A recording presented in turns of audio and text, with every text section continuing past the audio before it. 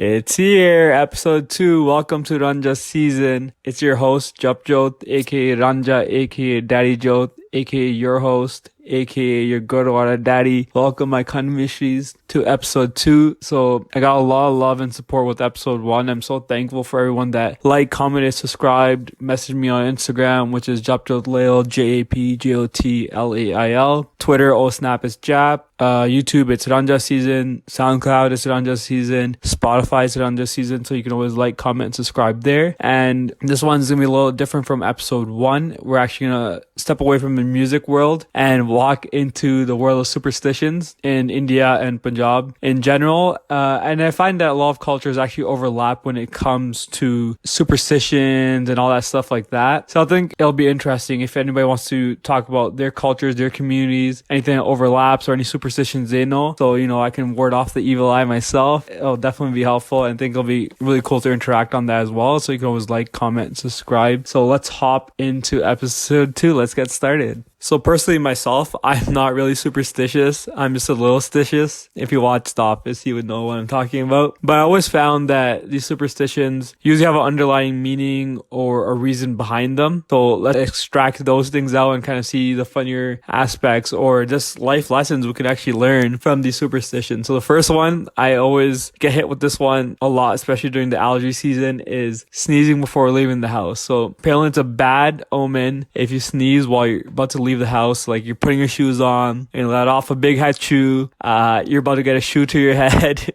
because you just sneezed, and that means wherever you were going outside for will not get accomplished or won't happen. Or you'll be the very unfortunate person who gets some pepper thrown in their face so that you sneeze 2 times, because if you sneeze a second time, it actually cross cancels the first sneeze out. So everything goes back to normal. And honestly, I kind of think of a logical reason for this superstition. Maybe it's, if you're sick, that you don't go in public and spread your disease or bacteria. And just because people didn't understand how bacteria and everything spread in the olden days, this may have been one of the reasons. If you're sick, you're sneezing, it's probably best that you stay indoors or don't go outside and do anything, because you'll probably get other people sick. And then we can move into superstition number 2. So this one is kind of funny in the sense that if you're laying on the floor and somebody walks over you, it'll stun your growth and you won't get any taller. So if you ever have any dreams or ambitions of your kid ever joining the NBA or being a superstar like Kawhi Leonard, you have to become their personal bodyguard and make sure that you tackle anyone that comes near them while they're sleeping down or sitting down. And that means like weird situations, like if the doctor ever says,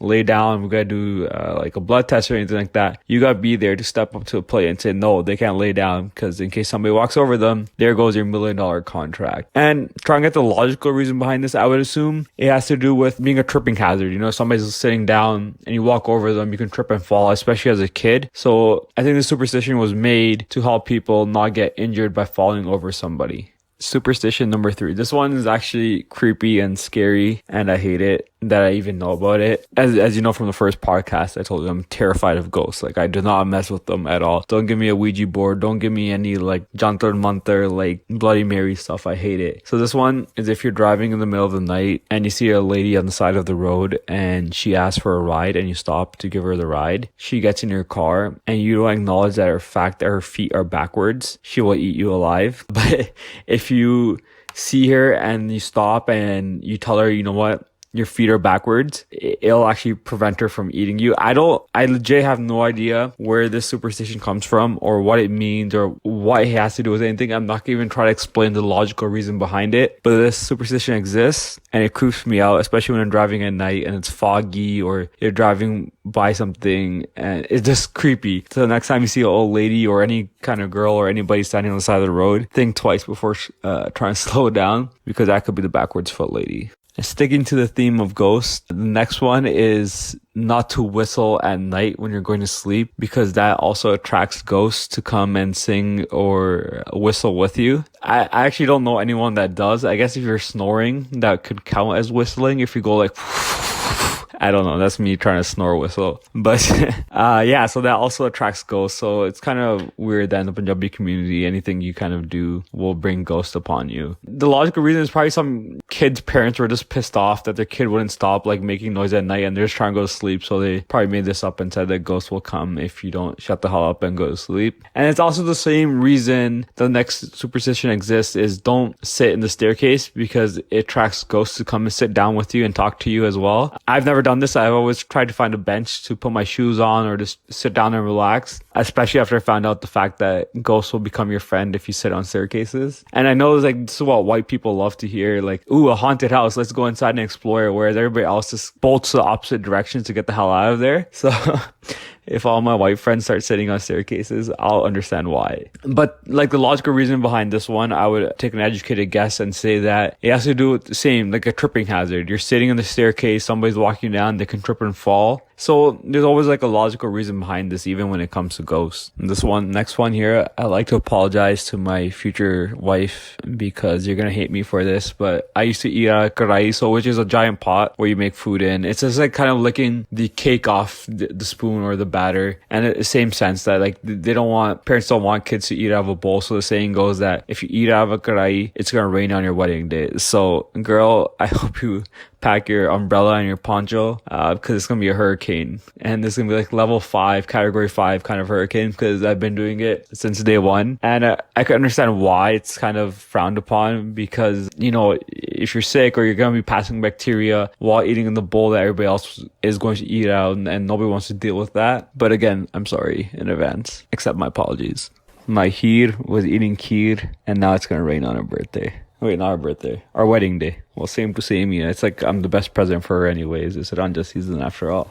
All right, let's stick to that wedding theme and go into the next one. This is the wedding rings and milk ritual. So this was when the bride and groom finally come home after getting married. They sit down and there's a bowl of milk, and within it there's a couple of rings and this random like objects in the milk. And so the theory goes it's like a best 2 out of 3 or 3 out of 3. The individual that wins the ring out of the bowl the most times is supposed to be the more dominant one in the relationship. And so you put your finger in there and you try to look for it, and whichever object comes out, that's the winner. There's no like superstition or like in the sense there's something bad will happen. But I think where it comes from is just trying to get the bride and groom to get more comfortable with each other and just having fun games. It makes it like less tenseful, more enjoyable for the whole friends and family that are there and gathered. And it just gives something to revolve around and to have fun with, especially if you think about back in the days when a bride and groom had never even met each other and they're arranged to be together. And this would be in that icebreaker game or something that they can do together for the first time that would make everybody a little bit more comfortable, because it is a fair game to play. Unless you're super competitive and you take the whole bowl and you fling it across the room, and I think that would be a bad omen and you're probably off to a bad start. This next one, I think a lot of people do, especially my parents, is where they put $1 shuggan in a card. So if it's like $1,000, they'll make it 1,001, and that $1 is supposed to bring up the couple or whoever it is that much more blessings. Not like the other first 1,000 did anything for them, but that $1 is gonna make a whole difference in their life. And somebody was telling me the reason behind this. I'm not sure like how historically factual this is, but it was supposed to be that you put the $1 shuggan in there above the total amount. It was out of respect that the other individual would take the envelope and they'd open it and return the rest of the money to you and keep that $1 as their shuggan, or that 1 rupee or whatever it was, whatever currency you're working in, Sidhu Musea dollars. But that currency that's returned to you, and then they keep that $1 shuggan out of respect that they kept what you gave them, but they also return the rest of the funds back to you. Just a side note, I'm actually very proud of myself for linking the first and second bio together with like little tidbits. So if you heard the first one or you missed the first one, go check it out. Again, episode 1 is called Dildani Mara, and you'll kind of get the back and forth references I make. This next one is actually for all the scientific folk, and I never used to believe this when my dad used to tell me like, okay, like don't play on the grass at night, or don't like move any trees or anything like that at night because they're sleeping. I used to think like, how can a tree or grass or a plant sleep? Like I was naive back then, but there's actually not statistical. Why is everything always about math? I struggled in math in school, so this is the reason I keep on bringing it up. But the scientific reason, there's legitimate scientific research that shows that plants and trees actually go to sleep at night. You can see their their leaves kind of shrivel up or come like to a closed position. So this one's actually true. So the superstition, I'm not sure what superstition is. It's probably like ghosts will come out if you move the trees, and that they're sleeping at night. But there's actually a legitimate reason behind this whole don't play with trees at night, because they're sleeping. So like, leave them alone, man. Nobody wants to be woken up while they're sleeping. Neither do you, and neither does an oak tree. And the next one is calling somebody's name out when they're leaving the house. I don't know why this one's always super funny, because as a kid, or even now, I guess curiosity gets the best of you, and you see your parents or somebody leaving in, you call their name out and like, hey, where are you going? And it could just be like a really innocent thing, like you just want to tag along, you're bored at home and you just want to go out with them. But they always turn out to be so vicious, and they turn around and just snap at you like, tu ambulan in it, which pretty much means you want mangoes from me. Like, why are you calling me? Leave me alone. And he gets so pissed, like for some reason you calling their name out and asking where they're going is going to prevent them from accomplishing the task that they want to do. I don't know the logical reason behind this. It's probably created for kids like me that are very curious and want to ask their parents what they're doing or what they're up to, and the parents are probably just pissed off and don't want to answer these questions of why, or why somebody cannot come along with them. So this probably just created this rule, and we're like, you know what, if you ask where I'm going, there's not going to be a good outcome. So it's like, leave me alone. Actually, kind of a good parenting tip, really, to get your kid off your back. I'm gonna save that for later one day. Keeping with the great parenting advice, the next one is if you leave a shoe flipped over, that's the same shoe that's gonna beat you up or hit you. And the chappal or the shoe has been used to kind of shape Punjabi kids' future since the beginning of time. So this is their educator, this is a facilitator, this is the police, this is a discipline. It is a shoe in the Punjabi household. So the superstition goes, like stated before, if the shoe's flipped over, if you leave it flipped over, that's the same shoe that you're gonna get hit by or beat up by. And this is probably a simple superstition created by the parents to make sure that their kids pick up after they leave or they walk out. And again, it's another tripping hazard. Seems like Punjabi people fall a lot. Maybe they're always falling over Punjabi girls. I don't know. They're pretty. Makes sense.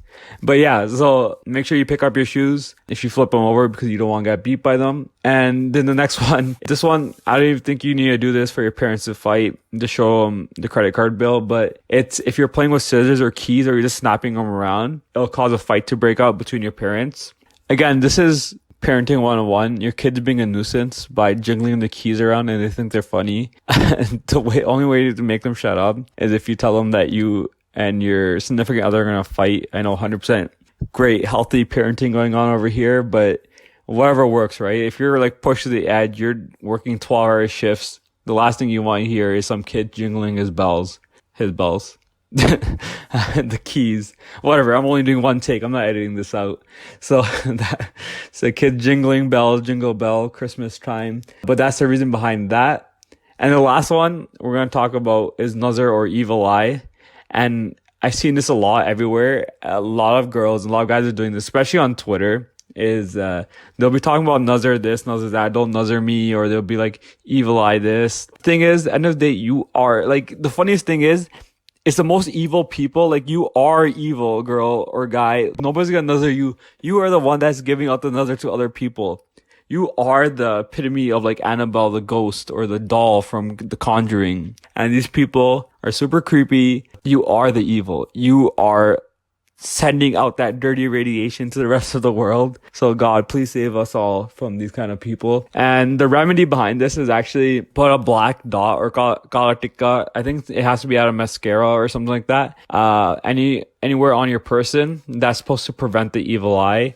I'm not going to pretend to understand this whole evil magic kind of situation, because if somebody has the power to curse you, I don't know how a black dot behind your ear is what's going to protect you from like ruining your life. But god damn, if that's what's saving us right now, then I think we're on the losing side of good and evil. Or you can spin it the other way around, that no matter how hard somebody tries to curse you or uses any sort of evil, that even the smallest speck of goodness can save you or your life. So always try to be that, ray of sunshine or that light in the darkest room to kind of light up the place, because the smallest candle in a dark room will always still shine out compared to the rest of the darkness. And there you have it, folks. That's episode 2 in the wraps. If you know any other superstitions or anything I missed, let me know in the comment section. Again, only one take, screw it.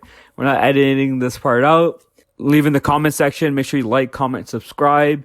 Again, YouTube, RanjhaSeason, SoundCloud, RanjhaSeason, Spotify, RanjhaSeason, Instagram is Japjot, Twitter, snap is Jap. I'm actually using Twitter a lot more now. It's kind of interesting. I kind of dropped off of it and started using it again. I think the Twitter community is kind of funny right now, so I'm really enjoying that wave. Again, if any positive, negative comments, let me know. I know you guys hate when I say this, but again, it's all about organic growth and how we can make the situation that much better, because you are investing your time into listening to this podcast. So I'm taking those tips and tricks from you guys. Again, Ranja out. Make sure you say no to drugs and alcohol, and enjoy the rest of the summer.